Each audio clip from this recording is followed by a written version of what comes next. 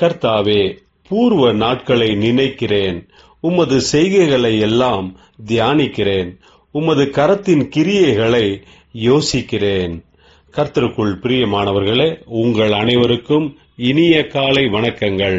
இன்றைய வேதவசன தியானத்திற்கென்று நாம் தெரிந்தெடுத்திருக்கும் வேத பாகமானது எஸ்ரா 1ஆம் அதிகாரம் 2ஆம் வசனம். பரலோகத்தின் தேவனாகிய கர்த்தர் பூமியின் ராஜ்யங்களை எல்லாம் எனக்கு தந்தருளி யூதாவிலுள்ள எருசலேமிலே தமக்கு ஆலயத்தை கட்டும்படி எனக்கு கட்டளையிட்டிருக்கிறார். பிரியமானவர்களே, இன்றைய வேத தியானத்தின் தலைப்பு கர்த்தர் மற்றவர்களையும் ஊக்குவிக்கிறார் என்பதே. எருசலேமின் தேவாலயம் பாழடைந்து கிடந்தது. கர்த்தர் பெர்சியாவின் ராஜாவாகிய கோரேசு என்பவனின் ஆவியை ஏவினதினால் அவன் யூதேயாவில் உள்ள எருசலேமிலே தேவனுடைய ஆலயத்தை கட்டும்படி கர்த்தர் எனக்கு கட்டளையிட்டிருக்கிறார், அவர் என்னை ஊக்குவிக்கிறார் என்கிறான்.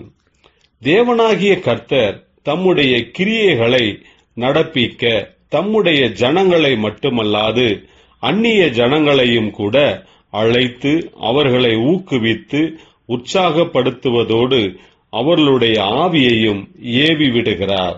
இதன் மூலம் நாம் அறிந்து கொள்வது என்னவென்றால், கர்த்தர் தம்முடைய ராஜ்யத்தின் பணிகளை யார் மூலமாகவும் செய்ய வல்லவராயிருக்கிறார்.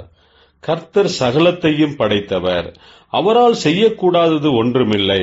ஆகையால் தன்னுடைய காரியங்களை தம்மை பின்பற்றுகிறவர்களான தம்முடையவர்கள் மூலமாக மட்டுமல்ல, மற்றவர்கள் மூலமாகவும் செய்து முடிக்க வல்லவராயிருக்கிறார். கர்த்தர் நமக்கு கொடுத்திருக்கும் பொறுப்புகளை உணர்ந்து நாம் உடனடியாக செயல்பட தொடங்குவோமாக.